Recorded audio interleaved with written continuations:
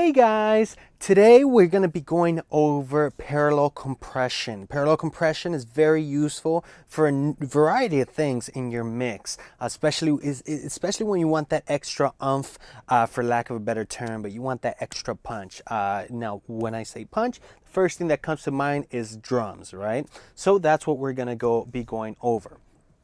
So as you can see here, I have a kick stem here, two kick stems. The first one is the inner mic, and the second one is the outer mic. So let's hear it. It's just gonna be the kick, right? So let's say you have this, right? Right? Let's hear one by one. So here, there's no body. It's just transient.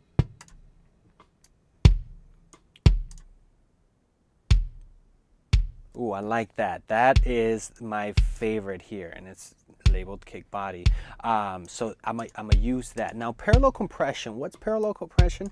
Just by definition, when something is parallel, it's the same as right next to each other. You think about it, parallel, linear, whichever way you want to think about it. Now, the way you do it, essentially, the way you do it is, let's say you have a kick stem here, right?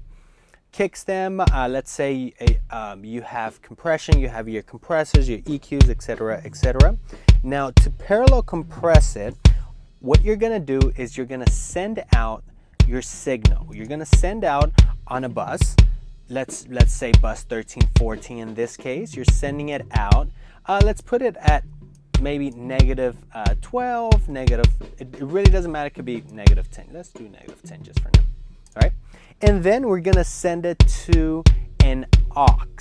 And the reason we're going to send it to an aux in this case is because we want the same exact signal going side by side. Now, you may say, well, you're going to have some phasing issues, and you're right. But the reason is this parallel compression works is because the exact same signal that's going to go next to the kick is going to be dramatically changed. And what I mean by this is we're going to compress it, we're going to raunch it up, because it's just for support. Parallel compression is not meant to be heard, is meant to be felt. It's meant to hit, especially when you go to live venues and you hear that the drums are really hitting. There's parallel compression going on there. So you send it to an aux 1314, and I literally put the most basic compressor there, the 1176. Even the 1176, the transient, the response is a bit slower. But the reason I chose this because I want to show you the dramatic change that it could actually do to beef up your kick. So here, let's listen to the kick again. And as you can see here, the settings are very, very drastic. I mean, I want it to slow release. You know what? Let's actually speed up the release. But the tack is quick. Ratio, we're at 12:1. Awesome. And actually, let's hear the parallel compression by itself. And the way we do it is by putting it on pre-fader, putting the kick on pre-fader. We're not even going to use this one. Let's hear it.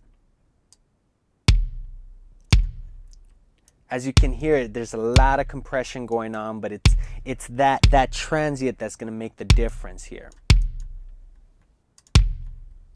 Perfect. Now let's mute it. Let's hear our original kick. Right?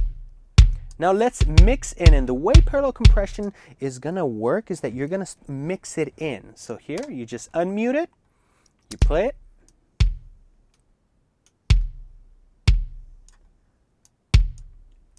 Do you guys hear that? Do you guys hear how it changes? It's something that you feel. Let me mute it.